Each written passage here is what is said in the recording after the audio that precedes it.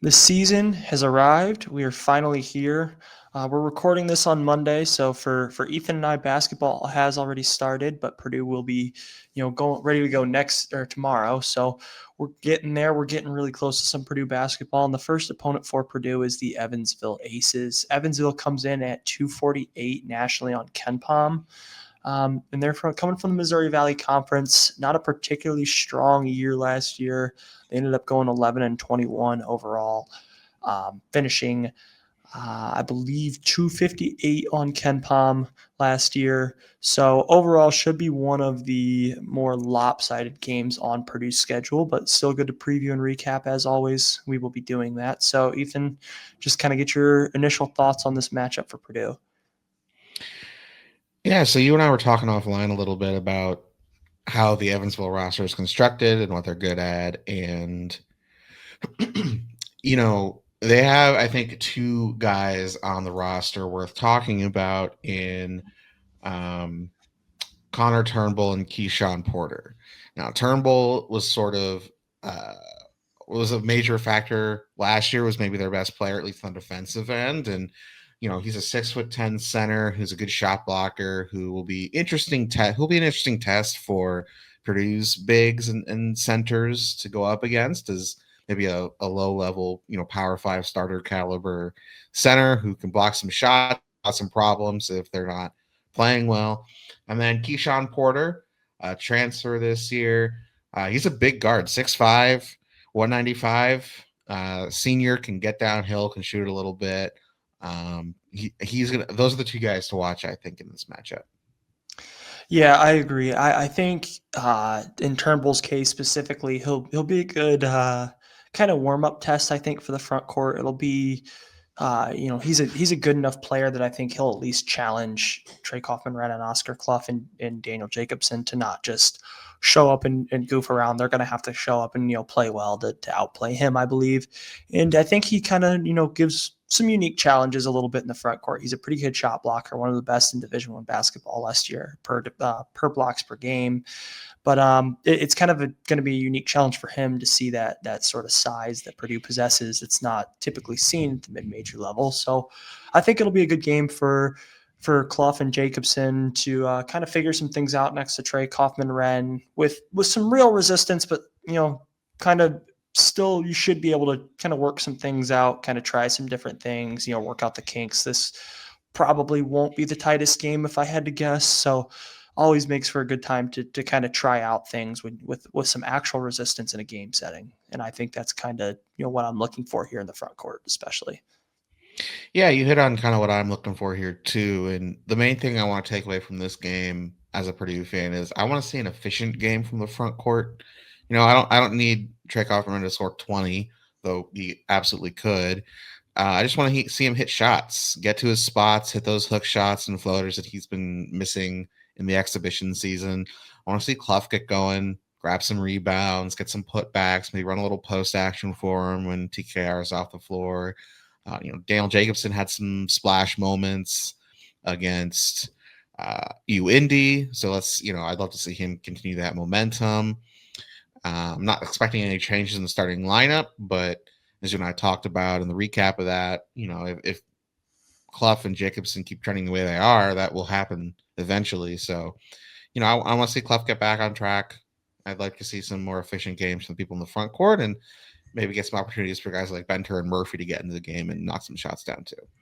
Yeah, I think this is just kind of one of those games where you figure things out in a more for real setting than a scrimmage. Obviously, we've talked about how Purdue doesn't prepare for their scrimmages in the same way they do real games. I think that's pretty kind of out in the open. And this is the first time that Omer Mayer is going to go through a game prep with Purdue. This is the first time that Oscar Clough is going to go through a game prep with Purdue. And now Clough has gone through it at the college level. Omer Mayer hasn't. It'll be different in that sense, but I'm sure that Purdue probably game preps in a vastly different way than South Dakota State, as they probably game prep very differently than most teams. I think, I would guess most teams probably have their own unique ways of doing their thing. So it'd be a good chance to game prep for a real opponent.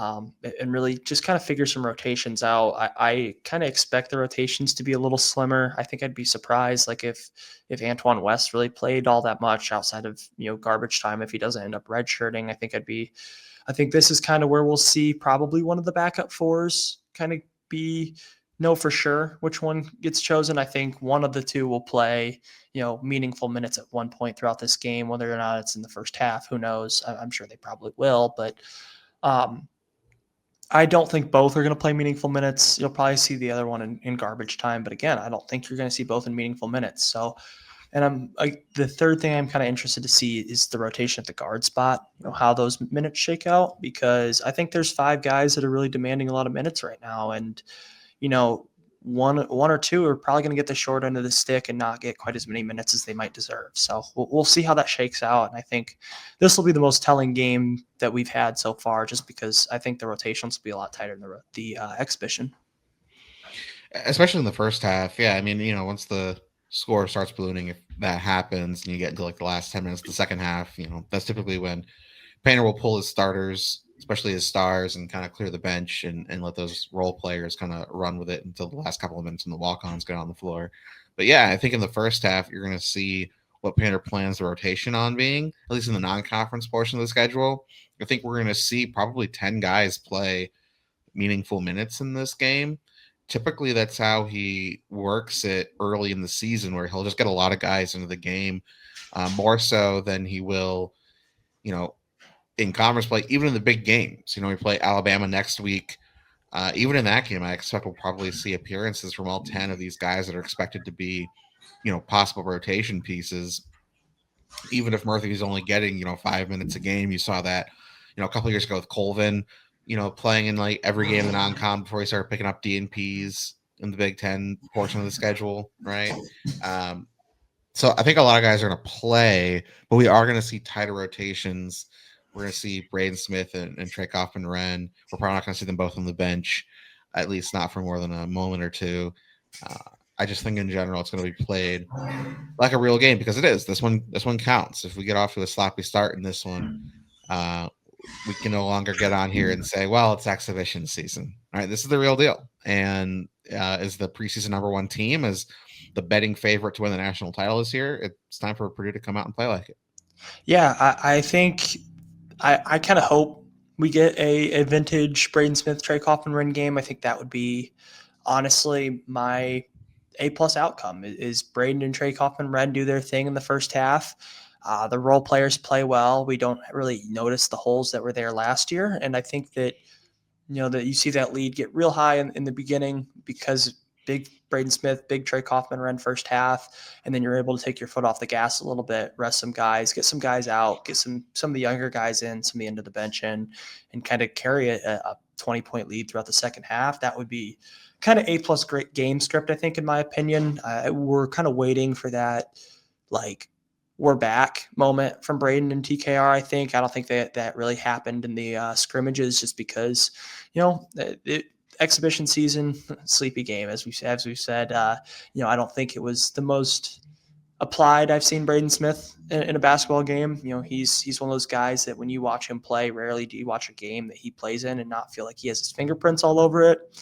Kind of felt that way in the two scrimmages, and I think that's more about him just trying to get other guys involved, because it is scrimmages. You're trying to get other guys involved, try to get guys' confidence up, and I think hopefully that works with like a Jakari Harris, who had a couple of great scrimmage games in my opinion. So that's really what I'm looking for. But to talk a little bit about Evansville, a little bit about the actual matchup, we don't have any data from this year, obviously, and Evansville is returning just two players in their um, rotation of seven guys that KenPom has. They're returning Connor Turnbull, who's probably their best returning player by far, and then they also return Joshua Hughes, I believe. Yeah, Joshua Hughes, who's a 6'10 junior. He played a little bit more sparingly. He's classified as a role player on KenPom.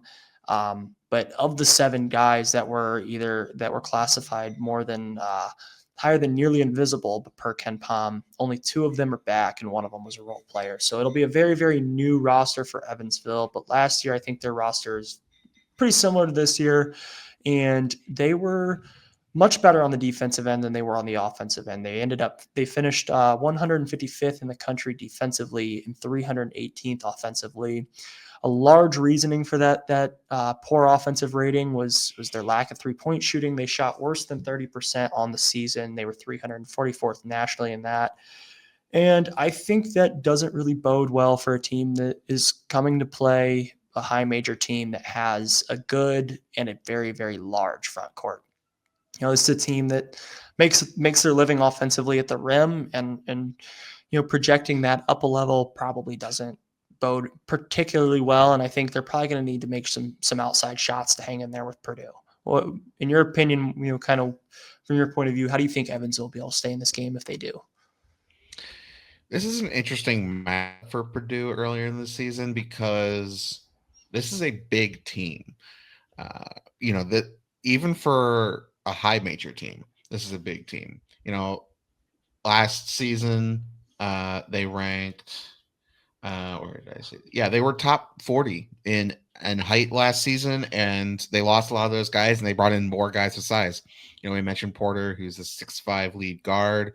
It'll be an interesting sort of matchup test for Purdue's defensive guards like CJ Cox and Jakari Harris to match up against. Maybe a little bit of taste of what they're going to see against teams like Alabama and Auburn when they have to guard some of these bigger wings and guards.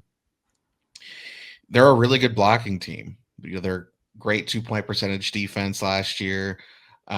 They get to the rim well on offense for a mid-major. And in a lot of ways, this is a high major caliber defense that Evansville ran out last year. Now, a low level Power 5 or high major defense, but one that can actually provide some resistance. Offensively, though, like you said, they don't shoot well. They get to the rim pretty well, but that's for a mid-major. It's a lot harder to project these guys to get downhill and try and finish over 7'4" Daniel Jacobson or even 6'11" Oscar Clough than it is some of the 6'9", 6'10" centers they're facing in their conference. So, I think offensively for Purdue, it's going to be an interesting test for their bigs, like I mentioned, and even their to try and get some ball screen action, try and get downhill and finish at the rim, something that they really struggled to do against Kentucky and even UIndy at times. Finishing around the rim was not a strength of this offense, and scrimmage is part of this off season. And then defensively, can they keep Porter in check? It's going to be more of an individual test for whoever is assigned to him, and I think it'll be a team test. But if Jakari Harris and CJ Cox are struggling to stay in front of Porter, that's going to be a bad sign for what our defense is going to look like against some of the better teams we face. Yeah, I agree. I do think Evansville is good enough at getting to the rim that there would be some signs if Purdue did not really fix the holes of defending the rim. If that's going to be something that Purdue struggles with this year is defending the rim and defending 2-point percentage in general. I think you see Evansville exploit that a little bit just because Keyshawn Porter I think is the type of guy who you've seen those bigger athletic wings have some success against Purdue, especially last year. You saw guys like John Tonji who were able to get downhill, get to the rim a little bit. And I think that Keyshawn Porter will be a really good test to see if that's improved at all for Purdue. Another thing they don't do that Evansville does not do is turn the basketball over. And I think that's another way they could really stay in this game. Purdue at times has had turnover issues. Braden Smith, for as good of a passer as he is and as good of an assist guy as he is, some of the passes that he attempts, just kind of in the usage that he's got inevitably leads to some turnovers at times. And I think that's one way you could see Evansville kind of sticking in this game is they really take care of the ball on offense. And I think that Purdue has had turnover problems in the past. So, if Purdue has one of those sloppy high turnover games where they don't shoot particularly well, I think that's, kind of one of those recipes that would lead to Evansville hanging around, because I do think for all that we've talked down about Evansville a little bit, they aren't going to shoot themselves in the foot. They're going to take care of the ball. They're probably going to protect the rim. They're going to score at the rim a little bit. They're going to be, at least resistance. And I think that that's important because, Purdue had at times last year shot themselves in the foot, even against lesser opponents and allowed some teams to hang in games, even though they didn't really give up a big upset. Yeah, absolutely. Purdue also plays at a pretty slow pace relative to a lot of high-powered offensive teams, especially. So that also just creates more opportunities for Evansville to stay in the game if they're able to get a little shooting luck. If Purdue's not shooting well, which they have not, in the preseason, and Purdue's getting a little slappy with the turnovers. Evansville isn't, especially if Purdue's rebounding is more average than good this year. There's just paths for this game to be closer than you might expect, even if it's going to be difficult for Evansville to actually win this game on the road in Mackey Arena, given the dearth of talent they have on offense. Yeah, I completely agree with you. And then I had one more thing before we got into predictions. I wanted to talk to you a little bit about if you think that we'll see the same starting lineup that we saw in the two exhibitions, and if so, and even if not, who do you think is the first guy off the bench for Purdue in this one? I think we will. I don't think Painter is planning on making a change based on what he saw in the exhibitions. Now, if Daniel Jacobson continues to outplay Oscar Clough by a margin, then I think that change could happen pretty quickly. Maybe even like going into the Alabama game or something. Um, I think with CJ Cox over Jakari Harris, I think that's what they want. Even if Jakari Harris is the better player, which right now it looks like he might be, even though CJ is playing well. Um, I think they want Jakari Harris with the bench unit as a guy off the bench who can come in and make shots and play really hard. And I think that's what they're going for. I think they like the pairing of him with Omer Meyer as well. And Meyer's obviously playing more with the bench unit when he does get on the floor. So that's the one I would expect probably doesn't change at all this year unless uh, CJ Cox stops playing well. Um, the Oscar Clough versus Daniel Jacobson, I do think could change at some point if these trends continue. But right now, I don't think Painter's planning on a change. Yeah, I agree with you. I think we'll see the same starting lineup that we saw in the exhibitions. It's not really Painter's style to make, kind of starting decisions based off of exhibitions. And I think that the first game you could see, if we do see a change coming, I think it's Alabama. I don't think it'll change between now and then. Um, I think that would be the first game that Painter would say, this guy's been playing better last month. I think Alabama's a good enough team that we don't have time to mess around with trying to get guys to figure it out. We got to play the best guys here. But I think Evansville falls in the bucket of we can allow a guy to try and figure it out in this game. And hopefully that happens for Clough. He should have a size advantage, even though we talked about Evansville having some good size. Evansville's size more comes positionally. They do have a couple of 6'10 guys and a 6'11 freshman. But they don't have a 7-footer. They're not going to have like a dominant single size guy that in my opinion, that I think is going to be able to change the game with his size. It's more one of those things where they're going to be big at almost all their positions. They don't really have anybody under 6'3", so they're going to start some bigger guards. Obviously, we talked about Keyshawn Porter, who's 6'5", 195, going to be the lead guard. They just start a lot of size in general. So I think that this is a good chance for Clough to kind of exert his size. And these are the type of teams that Clough dominated this last year, where he just kind of overwhelmed people at the lower level. So I think the starting lineup is the same. And then I do think Jakari is the first one off the bench again. It's amazing to me how, we've seen him. He's been at Purdue for a year and a half now, and he already feels like a veteran. Like I watching him in the exhibit, come off the bench in the exhibitions, you almost feel calm about it after watching him for like the first 10 minutes in the Kentucky game. Like I felt calm about him coming off the bench in the UIndy game. I felt like I knew what I was getting. I think the leadership, he feels like a leader on the floor. I'm not really sure what it is, but he just kind of has this presence where I think guys, especially on the bench unit, kind of looked at Jakari. He seems like a very mature kid, and he's starting to play really well, and I think that's a really good sign for the bench unit that I think is going to be pretty young this year. But that's kind of what I see coming from the rotation side of thing. And now to wrap this up, Purdue is projected to win by a score of 89-61 per Ken Palm. We'll put the line at 28.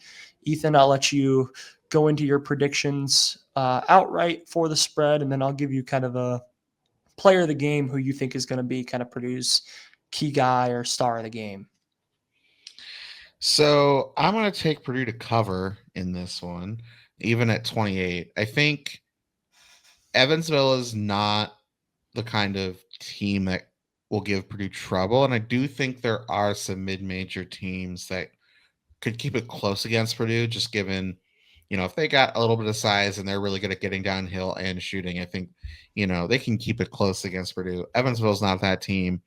2 years ago, when the last time Purdue was a top 5 team entering the year, we beat a top 100 Samford team that almost beat Kansas in the front of the NCAA tournament, 98-45. It was a 53-point win to open the season, and part of that was the frustration coming off the loss to the 16 seed the year before. Guys had something to prove. It was a bit of a cathartic experience to come in and dunk on a low major team, even a good low major team or mid major team, and kind of assert their dominance. And that level of frustration, given how last year ended, won't be here this year. But I do think the vets on this team feel like they left a Final Four run on the table last year, given how that Houston game ended. And I think they're going to come out with something to prove. I think they know they didn't play their best basketball in the exhibition games to the preseason number 1 team. I think they're going to come out here and punch on some dudes. And so I expect maybe like a 35 to 40 point win. It wouldn't shock me if Evansville backdoor covers like the last 10 minutes of the second half when Purdue's mostly playing the very deep bench and some of the walk-ons. If they're start hitting some shots and Purdue gets a little sloppy with the ball, and it ends up being like a 25-point game, that wouldn't shock me. But I think Purdue Stars are going to build a big enough lead that's not going to be an issue. Yeah, I tend to agree with you. I think I'm also going to take Purdue to cover. You talked about the frustration. I don't think there's quite as much frustration as coming off of a loss to a 16 seed, but I do think that there is some frustration from last year. I don't think last year went exactly how anybody at Purdue would have kind of pictured or hoped it would have gone. And I think that, there were, even though you had the kind of good run to the Sweet 16 and even a potential Final Four run that you feel like you left on the table, there still is a lot of criticism about this team from people outside of Purdue circles. You had a lot of people that really weren't very impressed with Purdue last year, and kind of that's led to some doubts, albeit not from a ton of national people this year, but there is a little bit of national doubt at this level of, well, the Purdue guys weren't that good last year, were they? So why would they be that great this year? And I think that this feels like one of those games where I think Purdue comes out with a little bit of a sense of pride of like, yeah, we are for real. We are the best team in the country. Like, there is a reason that people were voting us number 1 all off season. And it's not just because we're the same team as last year. It's because we're a different team. We're awesome. And I think that Evansville is the type of team that when you have a little bit of that kind of extra motivation is the better team here in Purdue's situation. I think Evansville is the kind of team build that allows you to build up a lead. They're not going to, I don't think this is a team that's going to come into Mackey and hit a bunch of threes. They're not going to come in and shoot 50% from the 3-point line. I don't think that they're going to be able to score with Purdue. They may be able to limit Purdue a little bit defensively, but Purdue at home and Mackey and their openers, I don't know what their shooting percentages are, but it has to be pretty high. I think I would assume. So I expect some threes to go down early for Purdue. And I think if it starts to snowball, I think it really starts to get out of hand for Evansville. And I think they just kind of get buried here. I concur. You asked for a player of the game. How about Fletcher Lawyer? We saw early in the non-conference schedule last year that he was Purdue's leading scorer for a bunch of games early on. And, this is the kind of game where, Purdue gets some action in transition. Fletcher Lawyer is a very good transition guard, a little counterintuitively, either getting to the rim or pulling off at the 3-point line. He's going to get a lot of open shots in this game. There's going to be some offensive rebound kickouts. Give me like a 21-point, 3 rebound, 3 assist Fletcher Lawyer game where he hits like 6 threes. Yeah, that'd be a classic Fletcher Lawyer game. You right down to the 3 rebounds, 3 assists, just enough to let you know he does a little bit more than shoot. And I think I'm going to go kind of along the sentiment of you and kind of not picking one of the 2 All-Americans that most people I think would gravitate towards right away. I'm going to go Jakari Harris. I think this is a game he gets a lot of run. I think he kind of continues that trend of being this off-the-bench scorer, the kind of the go-to guy off the bench almost for Purdue that you saw against UIndy. And I think he has another good game against an opponent that I think is a little overmatched and will probably try and compensate against the better players on Purdue and leave some of the more Jakari Harris types open. And I think, Jakari is through 2 games, I think has been the guy to punish people for leaving him. So we'll see if that keeps going. I think that's kind of my pick to click here as the kind of star for today or tonight, whenever you see this video, the Tuesday game against Evansville. But That's all we've got today. So thanks for listening. And we will be back after this game with a recap. So be sure to check that out.